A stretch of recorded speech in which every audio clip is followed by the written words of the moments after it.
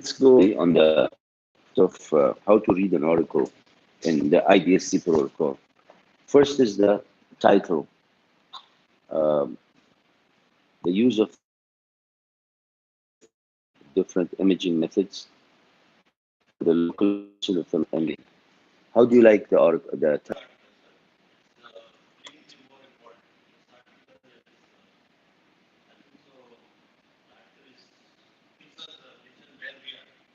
yeah, but what do you think of the title? Is it too long? Is it too short? Is it enough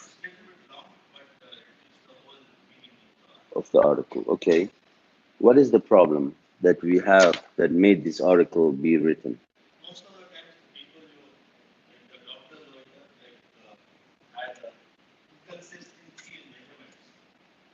That's the problem. Yeah, yeah.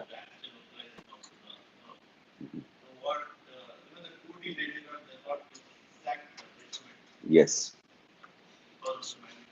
So, so the main problem, okay. And the background is the third topic is what are we doing now? I mean, what was the olden time, how we were doing implants like 10 years ago and then 5 years ago and today? What is the background behind this article? How did we start doing radiography diagnosis?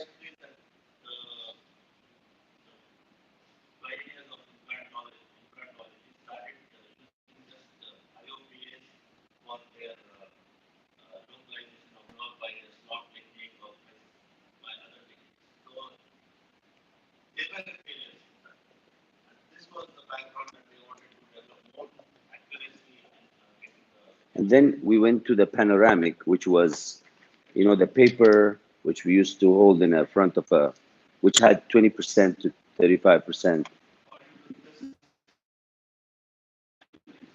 And then we to the tomogram. We had, which that was for a while. And then we went to CT scan, the real medical CT scan, and we had the dental software for it. And then after that, we went to CBCT. So we did travel the last 20 years from different. The only article they published it when still people were using tomography. So there is a slight issue with the not involving CBCT in this article, which is up to, it's not as up to date, but as he said, it's an important background to know. How did we start? Okay, materials and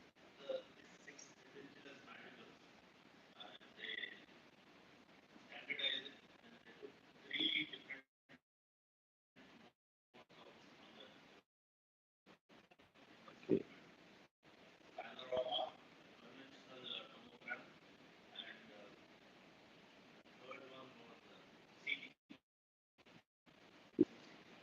Yes,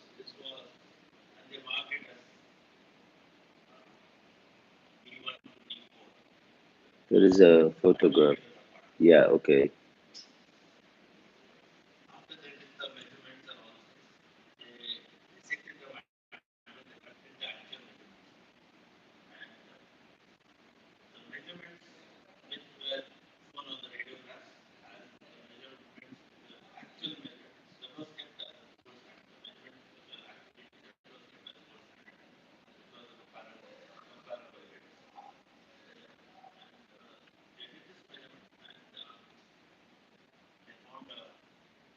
The difference.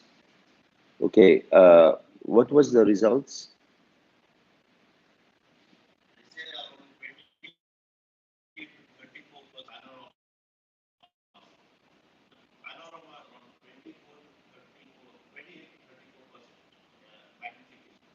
But they are not using are they using digital panographic or the,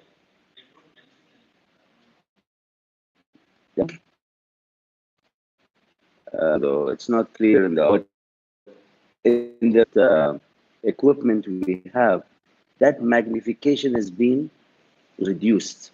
Like the panoramic you use today, it's not as magnified as 10 years ago. Okay, continue, and then,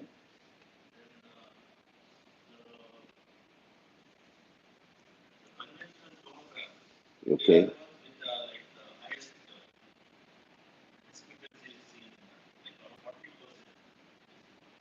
Just a quick question. How many of you have seen a tomography or using tomography today?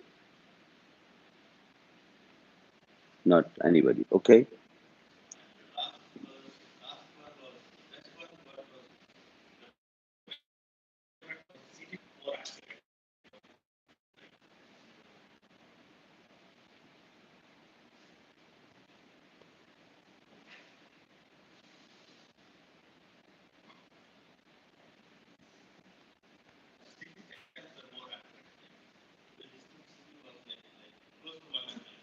Okay. Now this was the result. Now let's have the discussion of the parameters that they took. Maximum, was it D1 or D2 or D3 or D4?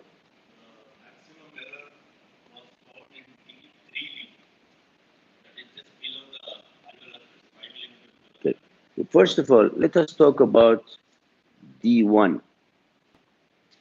How many of us actually they need to know D1? How many of us measure D1? In a, we never use D1. Who wants to know from top to the bottom of the mandible, excluding the canal? For what? Unless you're doing lateral nerve repositioning, which we are not doing. Otherwise, so D1, actually, I don't think it was relevant to implantology. Maybe it's good for the study to calibrate. Okay, so practically D1 is not. Let's talk about D2 in terms of panoramic, because that's where the canal is, and that's where the, no, that's where the roof of the mandible, I mean the crest of the mandible is, and the canal is. That's D2. You see D2?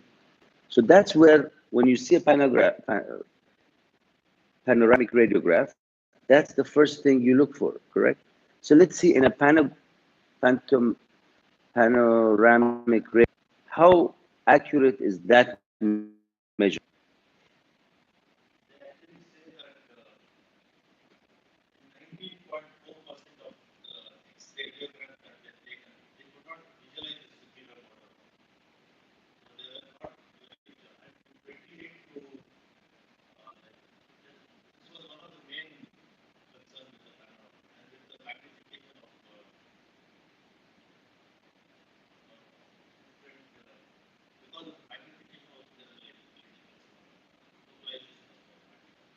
That's D2.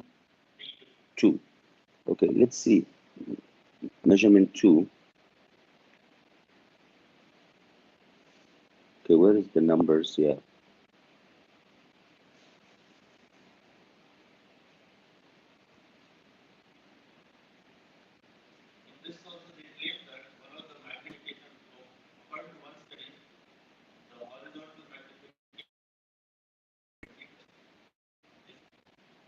Okay, let us look at D2 when we're talking about panoramic radiography.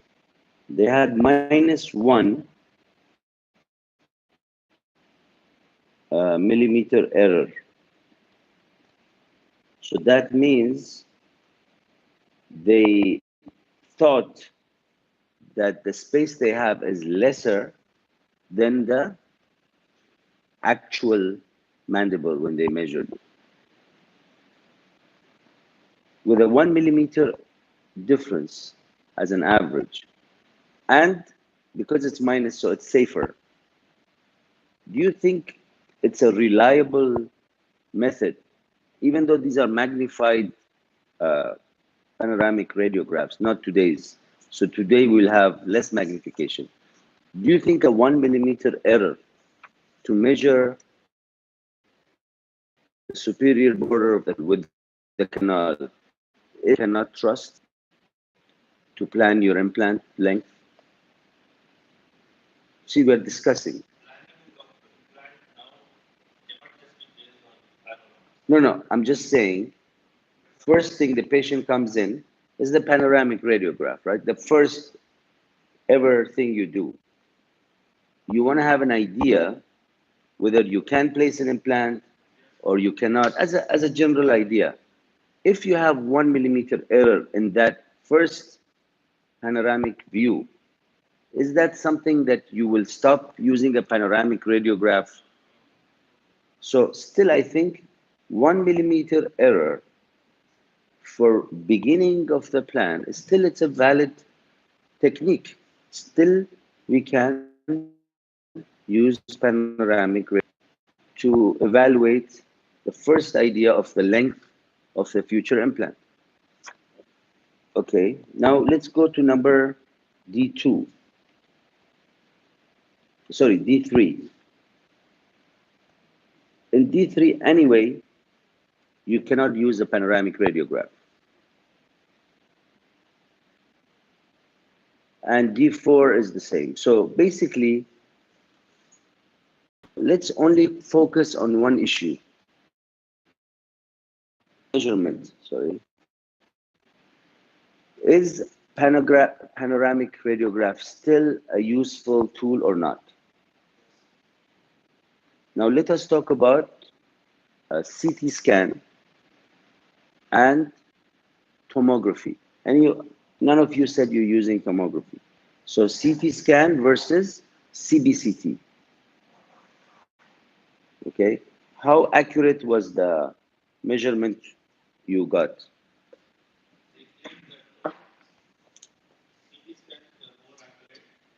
But how accurate is more accurate?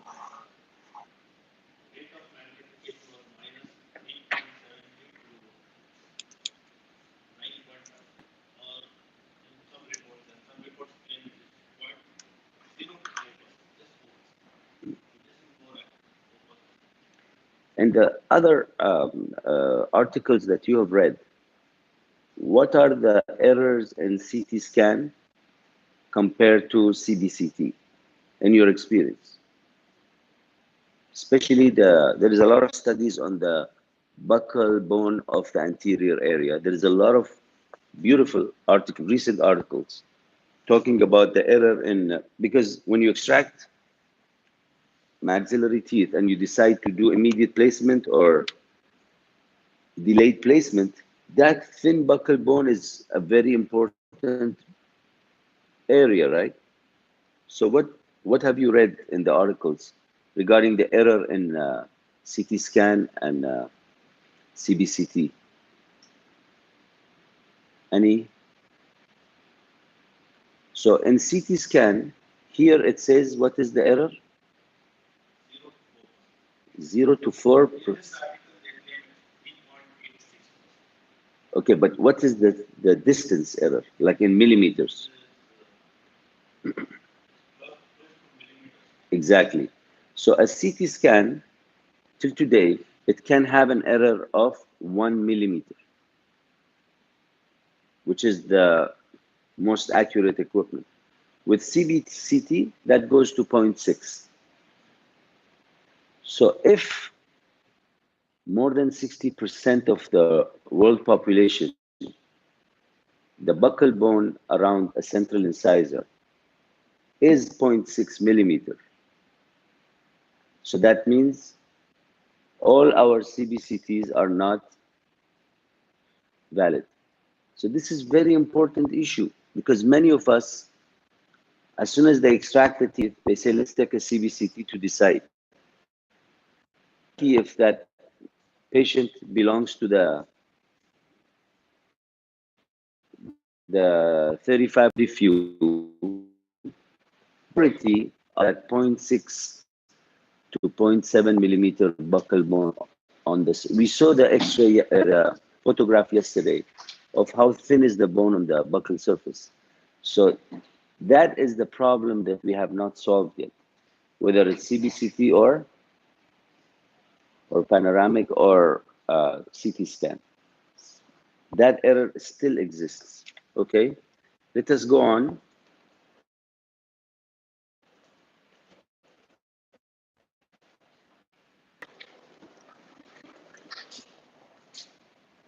What is the home tech message?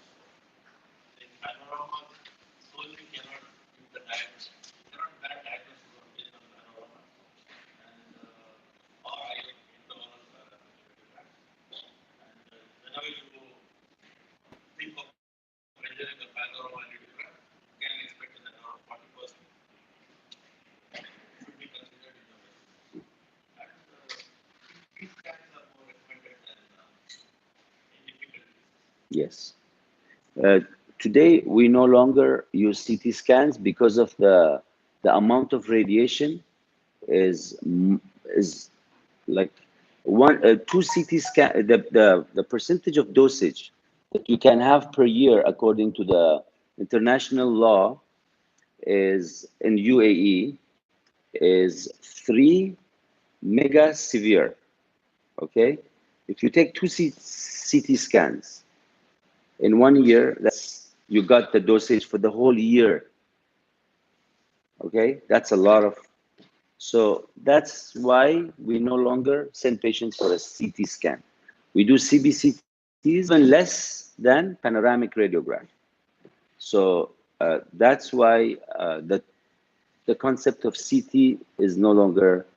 The only advantage that the CT can have that the CBCT is not having is the Hounsfield unit, which the CBCT gives you is not actual Hounsfield unit. It's an average. Where in a CT scan,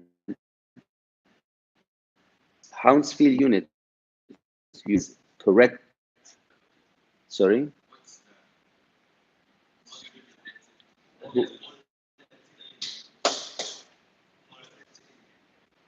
who wants to explain?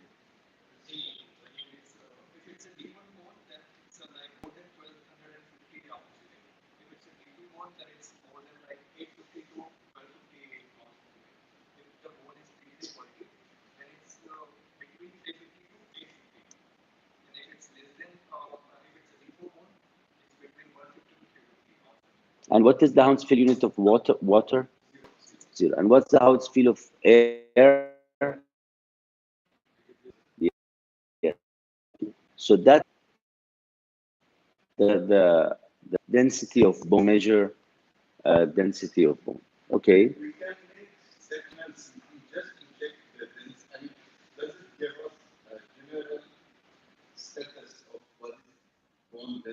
No, it's a localized issue. You can have a high density here and a low density 1 millimeter next to it. So no, it's not something you can.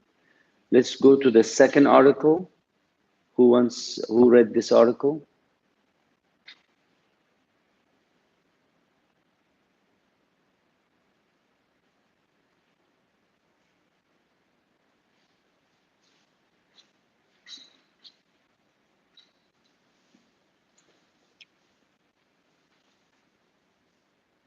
Okay.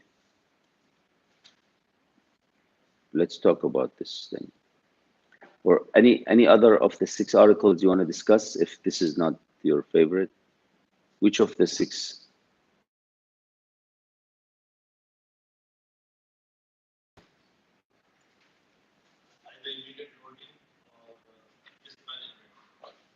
Immediate loading. Uh, one of the doctors was asking the protocol for immediate loading. It's a good idea to talk about it. Okay, who wants to present the article?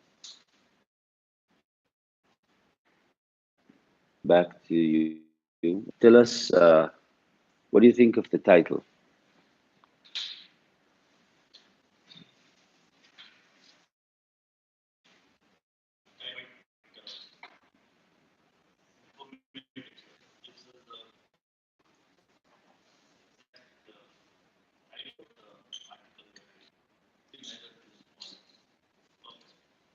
Okay, what is the problem that caused this article to be written? It's like for ladies, totally. So we need an article to know if immediate loading is possible or not in the posterior mandible, because it's 100% opposite of what Brannemark said.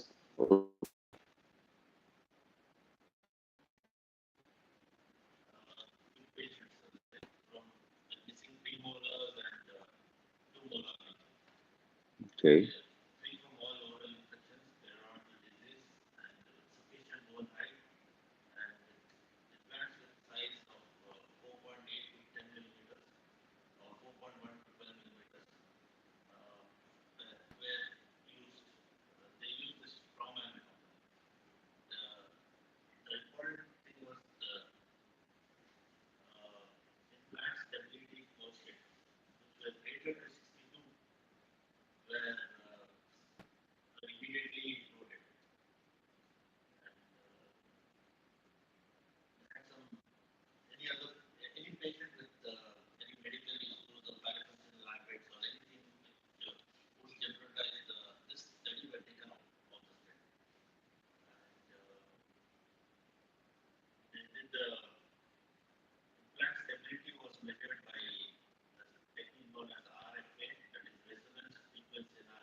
That's what we use today. Yes.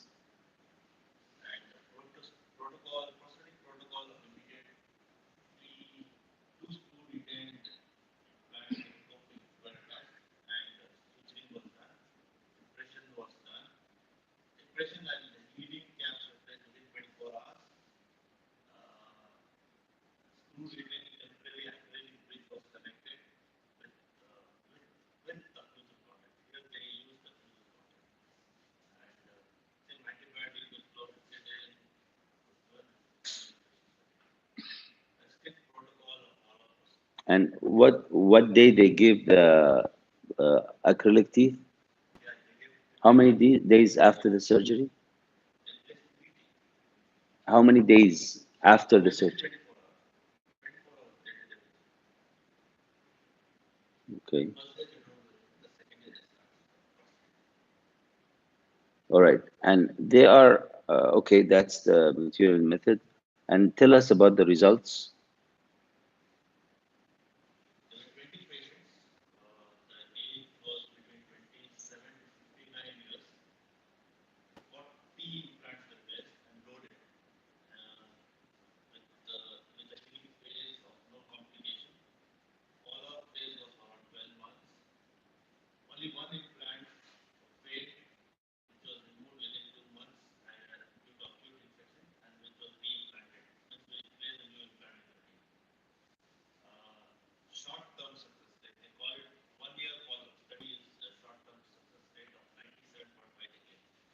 But out of totally how many implants?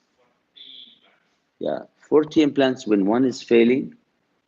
That is, what's the percentage?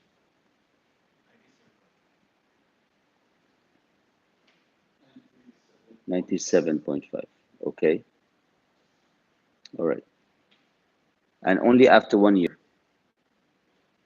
Okay. Now is the time for discussion. What do you think? How can you look at this in terms of your, how you want to discuss this article? The ceramic versus acrylic occlusal contact. They used acrylic or acrylic. So you're dealing with a softer material than ceramic. So immediate loading was not done on ceramic.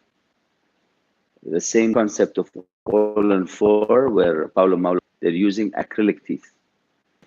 And if you look at the first protocol of Dr. Brannemark himself, even though it was not immediate loaded, after 6 months, he was using acrylic teeth. So something to do with the immediate stress on the implants with softer material than ceramic has been more often in the studies. We don't know if ceramic makes a difference, but understanding is if you're going to use immediate loading, use softer materials. Okay, that's what is the other discussion? What was the size of the implants they used? 4 millimeters, nothing less than 3.5. It was 4.1, 4.8, and the length was always more than 10. So if you're dealing with immediate loading, don't go with very thin, very short. That is not very wise. Even in the consensus of the ICOI, same thing. Nothing shorter than 10, nothing lesser than 3.5. What else we can discuss? What was the ISQ value? Okay. And if it was less than 62, yeah.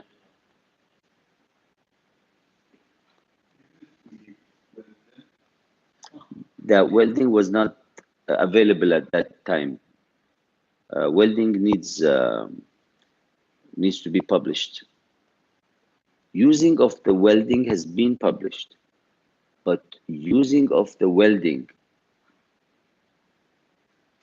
in cases where immediate loading is not possible, and it's only possible because of welding, is not published. You get the point? Because when you connect, say, 3 of you, you have, say, a stell of um, um, ISQ value of 40, and you have 50, and you have 70, correct? According to this article, I cannot immediately load 3 of you, correct? But if I connect you together with the intraoral welding, then we the Ostel machine that we have today, you have to use the pig to go inside the implant and then measure the Ostel, correct? But we have other device which is called AnyCheck, where you don't have to go inside. You can use it from outside. So when we did that, we found the number goes 10 ISQ values higher when you connect them. So if you're dealing with the 50, it becomes 60. If you deal, you know, understand what I'm saying? So the more you connect them, the more the number increases. And so you can do immediate loading. Yeah, it's still, we are still working on it. So that's the way you can escape the fact that anything below 65 Newton, 40 Newton and 65 ISQ value cannot be immediate loaded. That is a law. You can break that law by bringing welding. So you cannot do that for a single crown. Here, which is more important than ISQ value. This is off the subject, but I'll tell you my on getting data for, we have already have the data for 50 patients where the ISQ value and the torque was put into statistical analysis to see if they are correlated. They are not correlated at all. It's not that always when the ISQ value goes up, the torque will go up. Because what we did, we took an implant and put it in an empty sinus. We raised the sinus and there is zero stability. The implant was placed with finger, zero stability. And we checked because zero, there is, with finger you can place. So the Newton centimeter torque is what? Zero. The ISQ is nothing, also zero. And bone, we filled the area with augmentation material. The torque is how much? Zero. You think what was the ISQ value? 70. So that means the ISQ value is not related to the tightness. It's related to the amount of bone. It could be not attached, just be around the implant. That's why you should be careful. Don't always correlate that if this is higher, that should be higher. It could be higher, but don't get fooled that the bone which is touching the implant is actually holding the implant. It can be just touching the implant.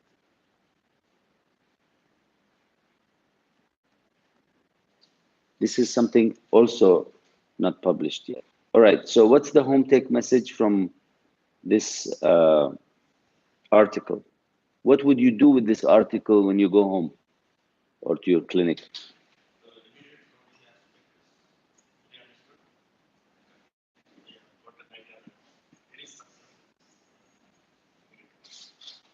What else would you do?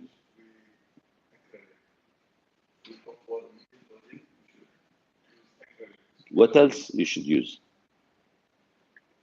Did they use cementable? So that's another thing.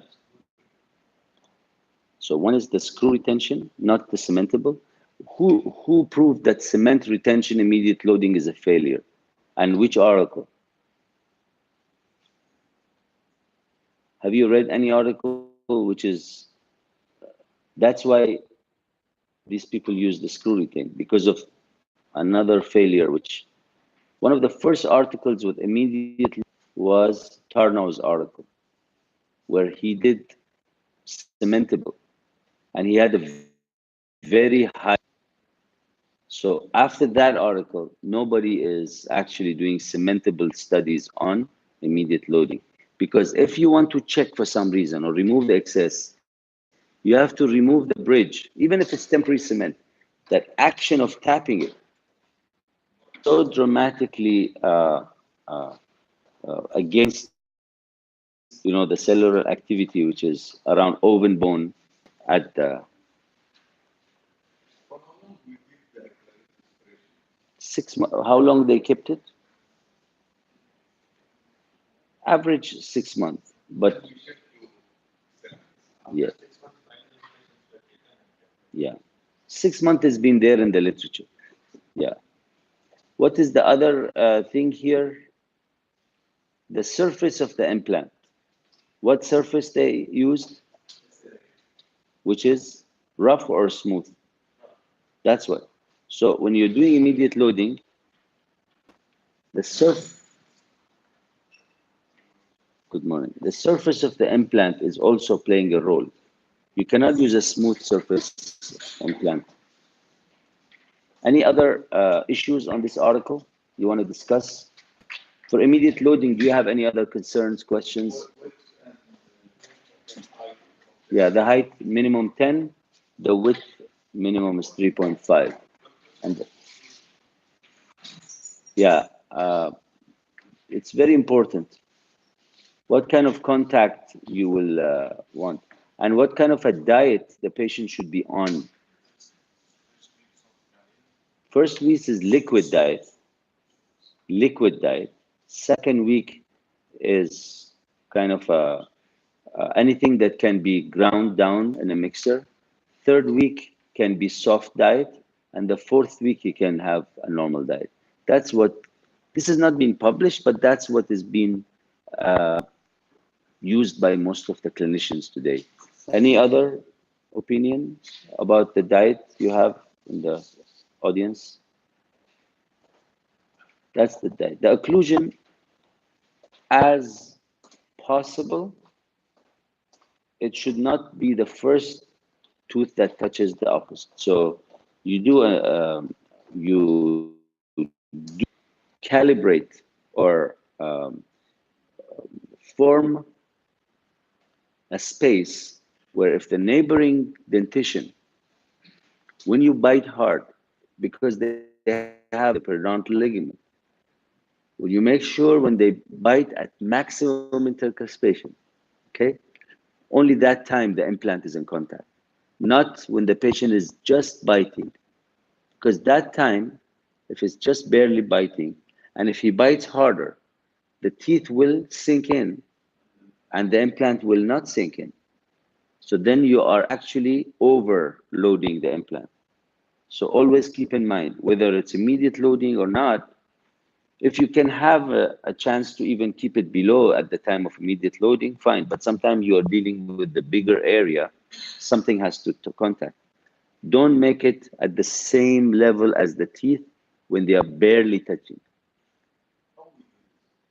by using an articulator. So maximum intercuspation, you have contact. Barely contact, you have the articulating paper can be pulled out. You don't have to use a thick articulating paper. They can sell you shim stock or 25 micron, 35 micron thickness articulating papers that you can actually use. Yeah? Okay. Any other concern, question about immediate loading? Okay. Yes, my dear. I don't recommend it, but with the newer implant it's available with very deep threads, there is a very high success rate that we have seen in our experience, uh, and we didn't have even one failure. So if you the patient is listening to you in terms of diet, and your torque is above 40, and everything is well, the patient is not a smoker, diabetic, or something, and the patient is asking for it, I think safely you can do it now. Not be so confident in telling you to do this 10 years ago. But today we have done many cases, and I think they are working. It's totally against what we learned when we started implantology with Dr. Brannemark's concepts, but it's working because of the deep threads. So not every implant has that capacity. Some implants. The implants who do advise you to do immediate loading, they are the ones to be used. Yes, we do recommend it. And we have done it. And it's working. Okay, what is the next article?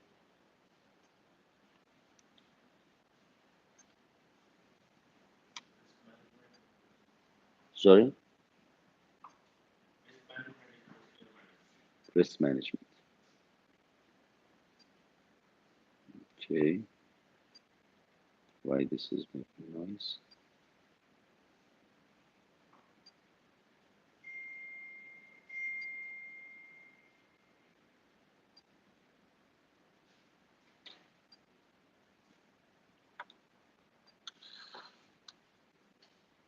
Okay, there's something wrong with the transmission.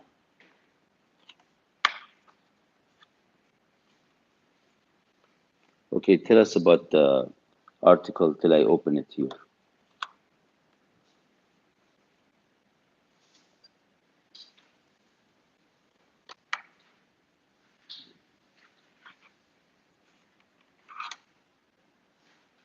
Read the title.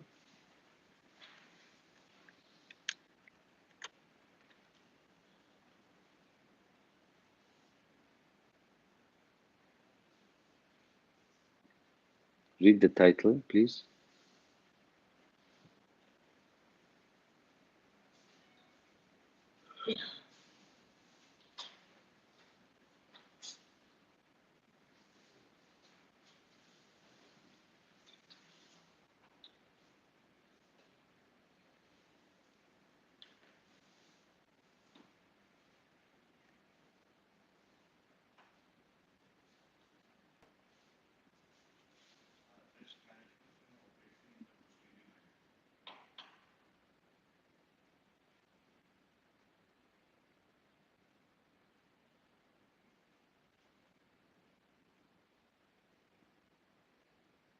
Maybe we should go to the internet.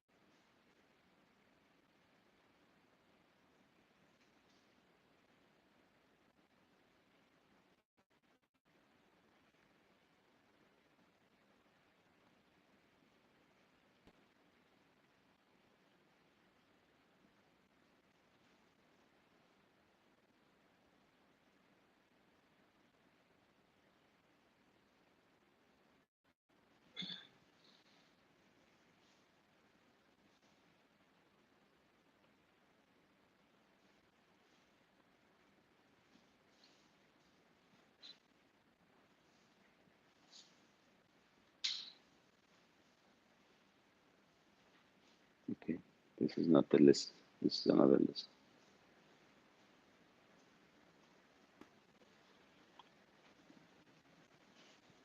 Okay, tell us read the abstract.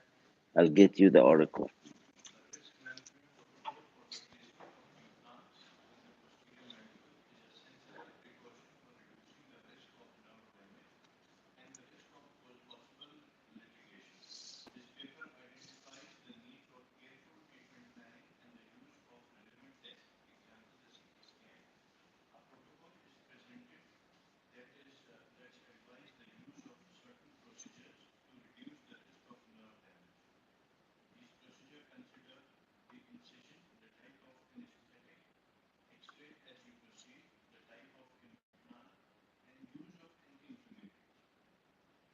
Okay.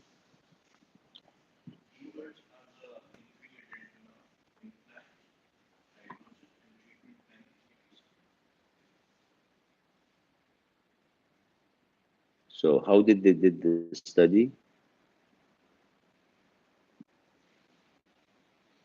What was the what was their material method or looking at the parameters?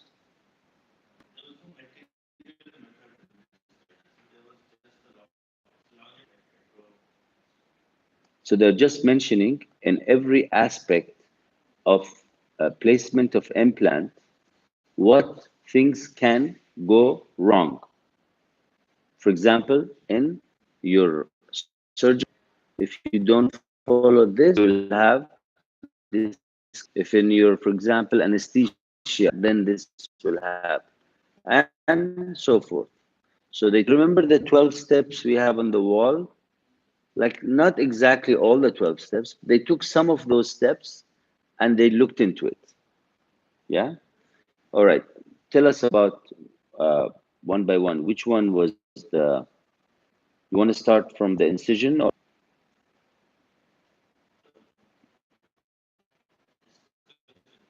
Okay. If you're not wearing this, then they cannot record. You're okay. He can.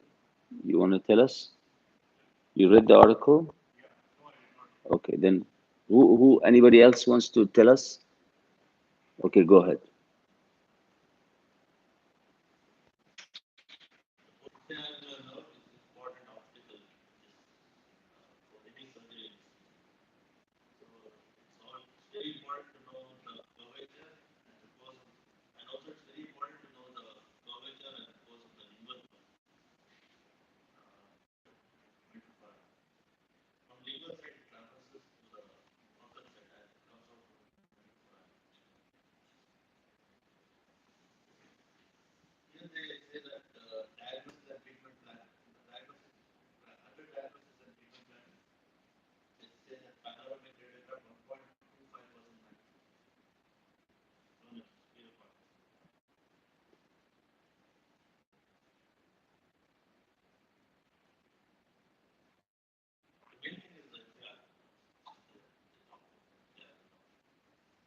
And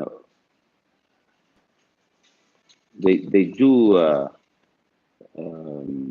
mention what can go wrong if it happens. What are the expected? They talk about the severity of different missing different steps.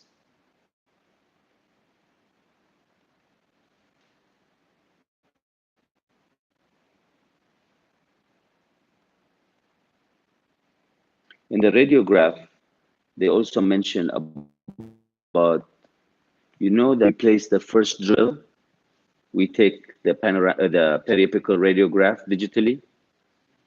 Many of the experienced doctors don't do that. But in the posterior mandible, in this article, they emphasize that this step should be done. And it's much easier if it's a digital radiograph. Because for a non-digital radiograph, it will take a long time for you to develop it. With a digital radiograph, you put it immediately, you see the result on the screen. So they talk about that. Yesterday we spoke about some medication, you remember? About if it's close to the nerve, what can be advised for the patient? What is the protocol here in the IDSC? How is the patient medicated before the surgery? Antibiotic, how much? 1,000 surgery. Which kind of antibiotic? Unless, or we are in the sinus. If we are in the sinus, amoxicillin is not enough. We go to the next, like Augmentin. And if they are resistant or they have allergies, then we go to another family. That is the antibiotic. I'm talking about the anti-inflammatory part. Prednisolone, how much? 1 milligram per their body weight. For how many days? Shot. So how they continue at home? But non-steroidal. We go to mefenamic acid or other anti-inflammatory. Why are we doing this? Why this is the protocol? One is we don't want inflammation. The other reason, what kind of cells you want at the place of the implant? Non-inflammatory. You want inflammation, but what kind of inflammation you want? What's the difference between physiologic inflammation and pathological inflammation? Exactly.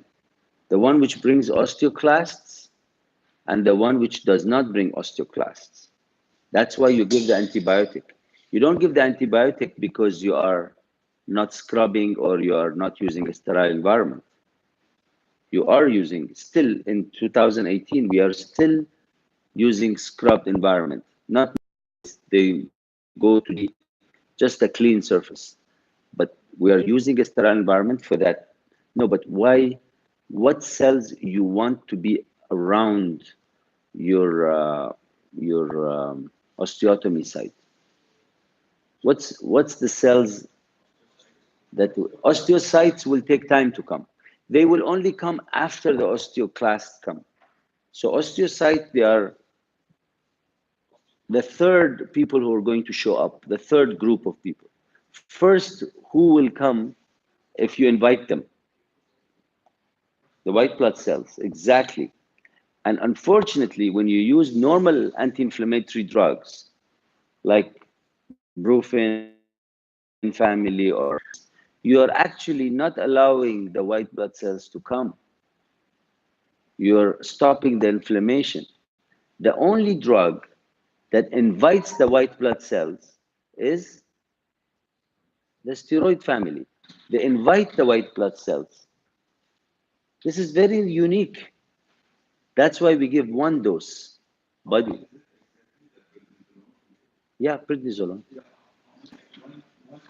Per body weight. Yeah. So have a lot of white blood cells there, okay, which normally stays for 50 hours. And then if the patient has pain, then they can take the normal anti-inflammatory.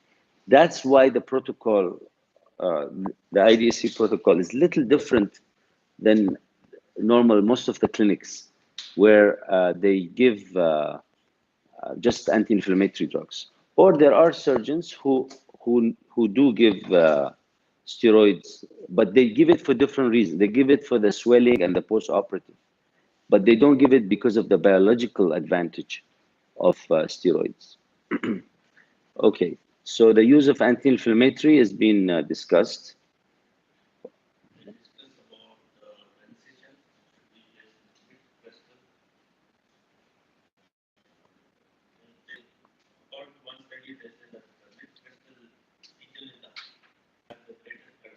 Yes, because it gets from the both sides. If you do it crystal for the posterior mandible, it's the most advantage. The only time we are not crystal, aesthetic is concerned, and we need soft tissue, so we go palatal. Otherwise, crystal is the ideal. Anesthesia.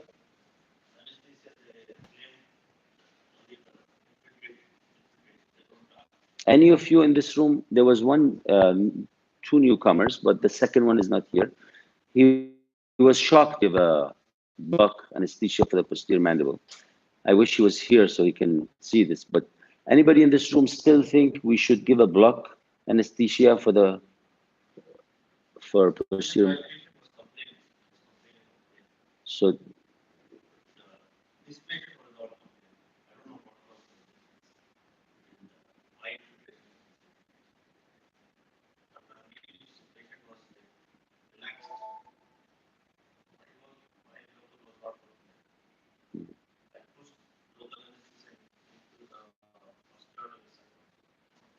okay, the one more issue we have with granulation tissue is granulation tissue does not get anesthetized. Okay, so if you don't scrape it out, if you don't remove it totally, they will always be the source of discomfort while you're drilling, because their innervation is not from the main uh, uh, nervous supply. So if you have a small piece of granulation from the extraction socket or from that area will always be sensitive to drilling. So instead of keep anesthetizing the area, it's better to scrape it out, to use a bone file or any instrument to try to get that little bit of granulation tissue out. Of course, in the real world, you have a lot of accessory nerve fibers, which you cannot predict where they are. In his case, it was not there. In your case, it was there. Yesterday, we had a patient where he was screaming of pain. Which room one? People who were in room one at that patient, raise your hand. One only? Two? Yeah, he was literally crying. Yeah, we finished 10 carpules? 10? 11? 11 carpules, and he still was crying of pain. Like screaming, not just it was. So yes, there are cases that they will be in severe pain. Did we try mental block for him? Not tried, okay. Anyway, his blood pressure became 180 by 120, 210 by 140. So we stopped and we asked him to come after 3 days. And so much anesthesia. Repeat.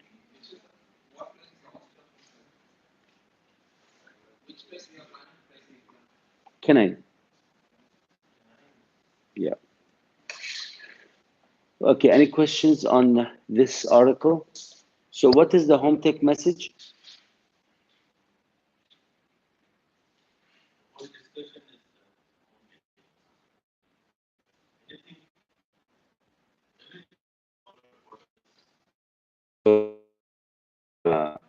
Diagnosis,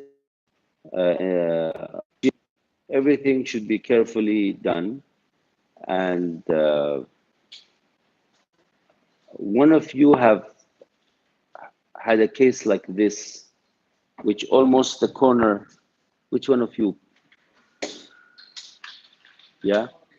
Yeah, the corner of the implant was very close to the lingual, but it's fine. It didn't penetrate. But the advantage of doing it like that is at least now the prosthetic part is straightforward.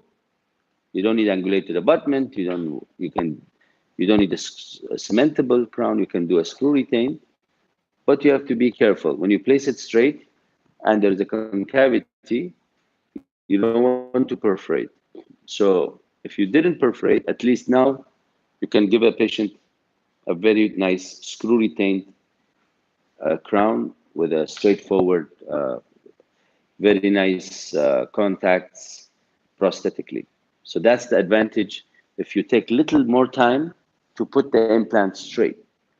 But you are also have to be very well calculating the length, diameter of your implant when you have that uh, submandibular concavity. Yes.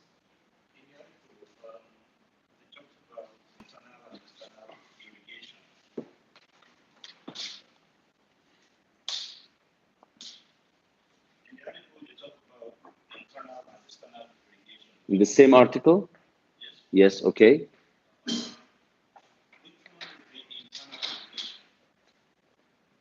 Okay. The internal irrigation air is where the handpiece, at the top of the handpiece, there is a Y and there is a supply of saline inside the drill itself. So there are two tubes. One is uh, uh, providing saline at the neck of the drill, which is you're using today. The other one is going inside the, so the drills have a hole in them. So, and the drills actually provide saline as they rotate. The advantage of this technique, it keeps the area cool. The disadvantage of this technique, if you are not very meticulous about cleaning that hole, the very, very small needle hole, cross-contamination to the next patient is an issue. So it's a good idea if you are very meticulous in cleaning all those drills and making sure it's perfectly avoid of any remnants from the blood clot or from, so in a routine life, we used it for a while, and then because of, we are not 100% sure that we can maintain that kind of, so many of the drills you have has the capacity to have an internal irrigation, if you see the drill. But the handpiece is only giving you one place for the saline. It's a wipe of the handpiece and provides one inside the drill and one outside. Of course, that makes slightly the handpiece bulkier when you're holding it.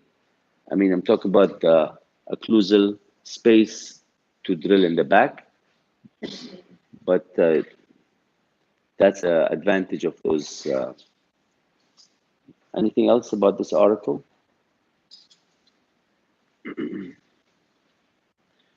Okay, so we finished.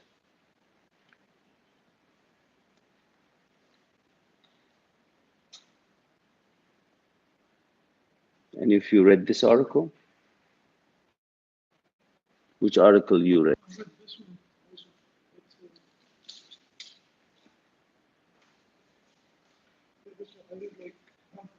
Okay, tell us about the, pass it on.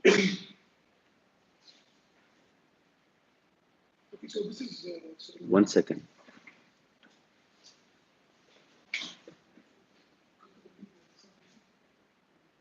Because we are live, without that, the people cannot hear you. okay, so doctor, this is, if you can hear me, guys. It's the live, it's streaming. So doctor, this article, it's nice to read. It's very useful to invest. It's talking about very small diameter implants in compromised sites. First, how do you like the title? Fixed partial dentures and crown supported by very small diameter dental implants and compromised site. Do you like the title? I like it's catchy Okay. because you, first of all, you would think of a standard type of implant, and you would be like the perfect measures for the perfect form for the implant. So very small diameter implant used in a compromised site. This is something that you would do. Okay. Want to use it for the Okay, so let us talk about the problem. What was the problem that made this person Dr. Dennis decide to write this article? What is the problem that many of us are facing? There's not enough space in There is, in many cases, in the premolar area where the mental nerve is coming out, if the extraction is done uh, for many years, you will find there is a big uh, deformation or depression that you cannot place a regular size implant. That is the problem. Okay? And what is the background for this? What was done previously to solve this problem? What are the other techniques when a patient comes to you and there is a big depression buccally in the posterior mandible? One is augmentation. What are the other things that historically was done? Sorry? Distraction is one. Splitting the bone is one. Uh, repositioning the nerve buccally from the canal and placing a membrane, and then you can have a deeper, longer implant. So there are so many various ways, or block graft. There are so many ways to avoid this problem. This is the background. Now let us talk about this article based on the problem and the background. So now we talk about his idea. Instead of doing all that, he says, what about if I, go to a small diameter. will it work? Because what we know in his background, 4 millimeter diameter was the first suggested diameter. And then people reduced it to 3.7, 3.8, and it was still fine. And then they made it 4.1 and 4.5 and 6, and they went to 5 and 6 millimeter. So the starting was 4.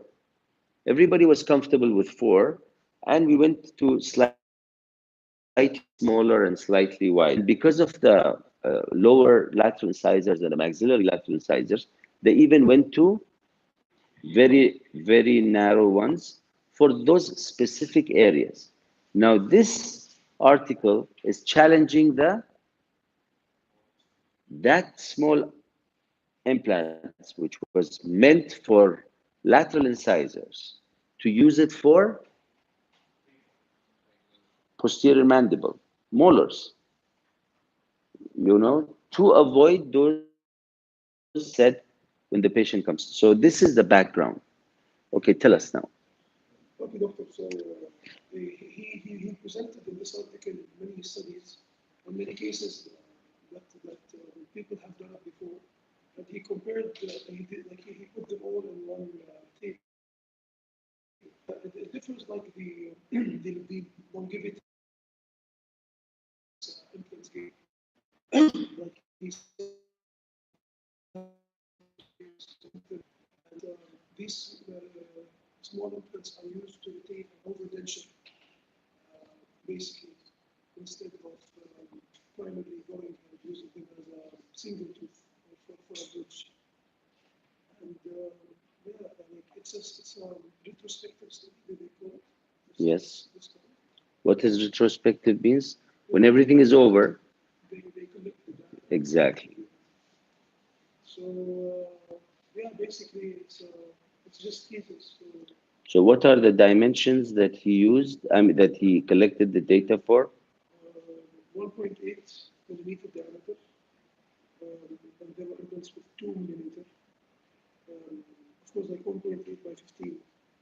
He increased the length to compensate kind of the idea of the small diameter in order to gain more primary stability to overcome any problems that a smaller diameter would aid. Mm-hmm. He also used 3 millimeters. Yeah, also it's mentioned in 3 millimeters. Also. Okay.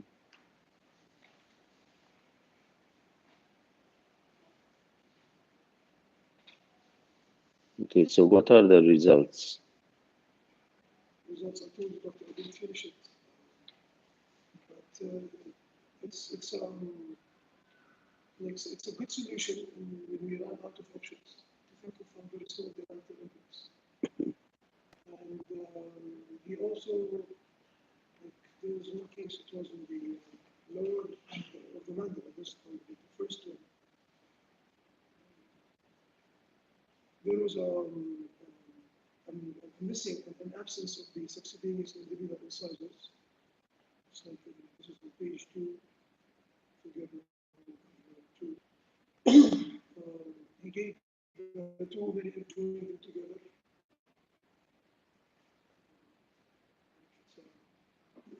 Which is no contact. Yeah, here. You talk about this case. Yeah, this is, Yeah, it's 2 teeth, so there is no need for Pontic. yeah, I'm just saying that no bridge would have a Pontic. And because this is would be the difficulties with this. He also mentioned some difficulties that would face you, like cleaning, cleaning it, and some other things. Okay, let us discuss about the how many years he followed up these cases. Is there any follow-up?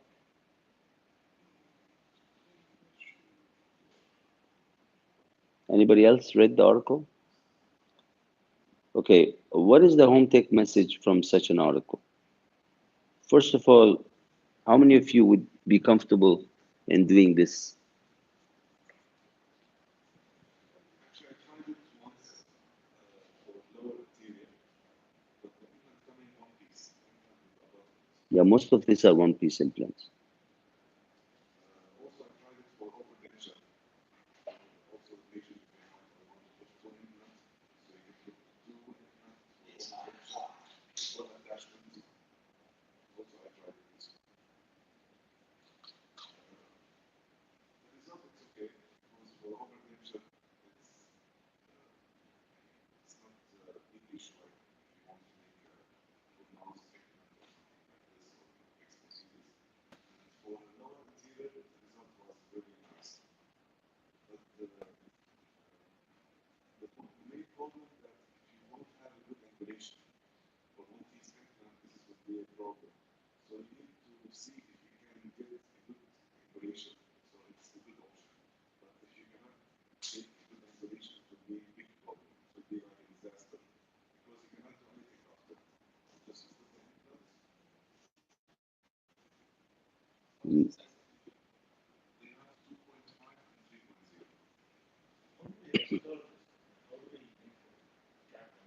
It's like a crown and bridge. You treat it like a prepared tooth. Just take a normal impression that you take for a prepared tooth, and you send it to the lab, and you get the. No, it comes prepared.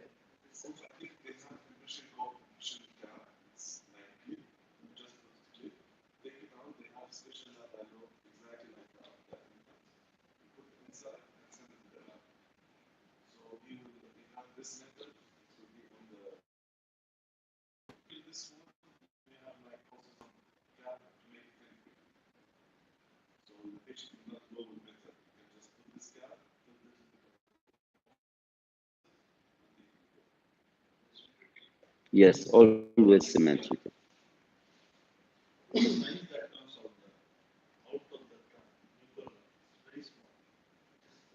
You look at it. This is how it is.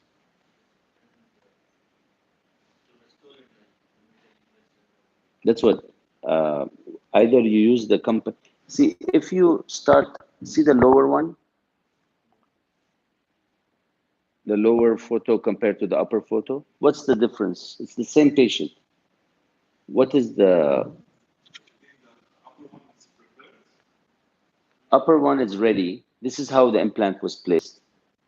But because it was buccally tilted, they had to down with the handpiece. So for this, you cannot use Dr. Neshat's impression coping because it's no longer the original shape. So you have to do a crown and bridge. So if you want to go subgingival, you have to use maybe a traction cord or some other ways. And if you want to be at the gingival, you just take a normal impression and your margin will end up right here. That's it. So aesthetically, if the implant is shown or there is a recession after 1 year or 5 year or 10 year, then you have to rechange the crown. So if you use a permanent cement, then you have to cut it.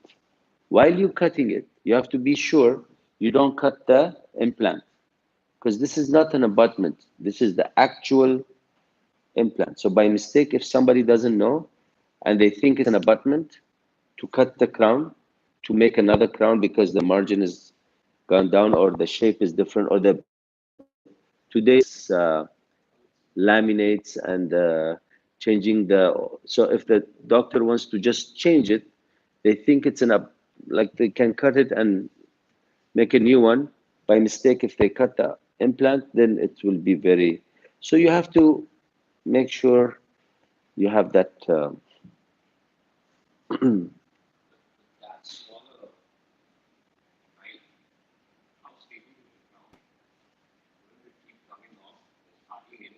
that's why I said most of these cases will receive, once you start preparing them, this is very stable because the manufacturer have made these walls parallel.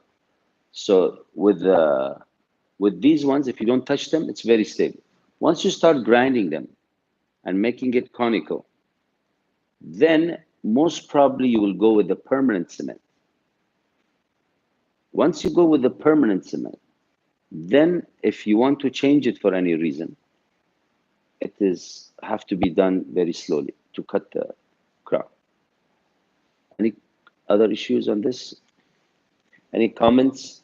So what's the home tech message? Last night, Arun, tell us about last night we did a similar case.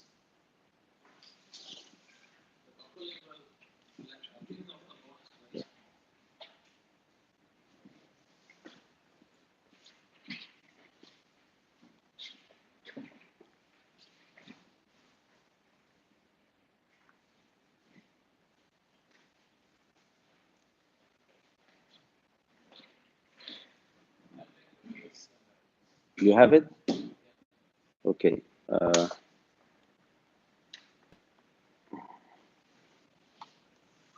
Let us.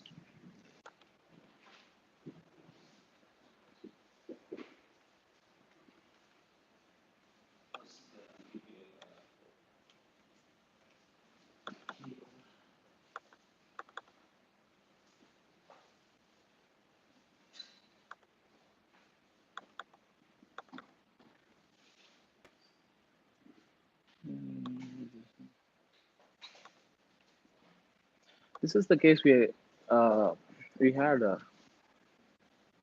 X-ray and Last night. bone. Yeah, no, no doctor, not that one. So what are you showing us? The X-ray, the Only pre-operative. this. Yeah, that's it. That's it? Yeah, that's it. I didn't You collect. have the photos. No, I didn't collect them. We can do it after during the 3 o'clock. We can look at this case because the photos. I thought he has. No, We'll show you the photos. Anyway, we're going to discuss it in the afternoon. Okay. Anybody else has one of the 6 articles you read that you want to discuss before we go to the next part?